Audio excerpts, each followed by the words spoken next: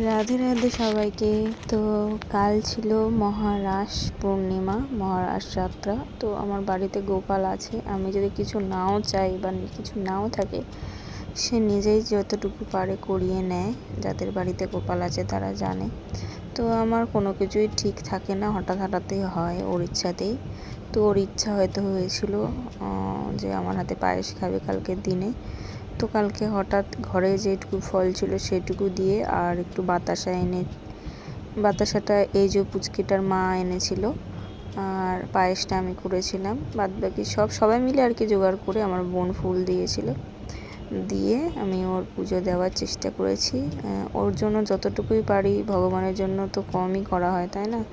ভগবান আমাদের জন্য এত কিছু দেয় না চাইতে, তার জন্য এইটুকু সেবা তো কিছুই না। তো জানি না ওকে খুশি করতে পারি কি না, তবে ওর ভালোবাসা আমার সাথে আছে, আর আমার ভালোবাসা তো সবসময় ওর জন্য আছেই।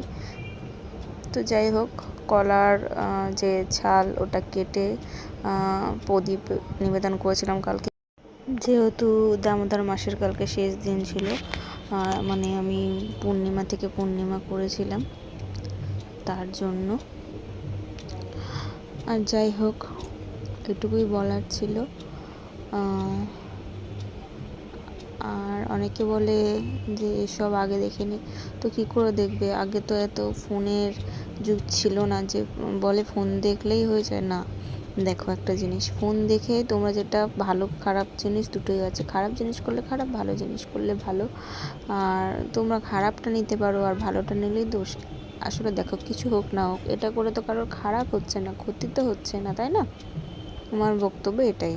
তো যাই হোক, যারা যেরকম মাইন্ড ভাবে নেবে সেরকমই হবে, তাই না?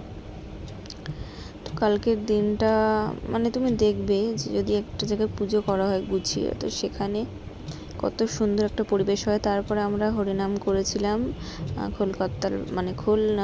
করতাল বাজিয়ে, আর বাতাসার লুটো দিয়েছিলাম। সেই ভিডিওগুলো করা হয়নি, একা তো বুঝতেই পারছো, আর সব কিছু ভিডিওতে দেখানো তো সম্ভব নয়। তো ভগবানের জন্য এটুকুই পেরেছি, যাতে ভগবানের চরণ সেবা করতে পারি আগামী দিনে, তার আশ্রয় নিতে পারিস, তার চরণে যেন ঠাঁই পাই। জানি এত সহজ নয়, তবে চেষ্টা করে যাব। সবাই ভালো থেকো, সুস্থ থেকো। রাধে রাধে, এটুকুই বলার ছিল। আর কেমন লাগলো আমার ছোট্ট পুজো আর কি জানিও।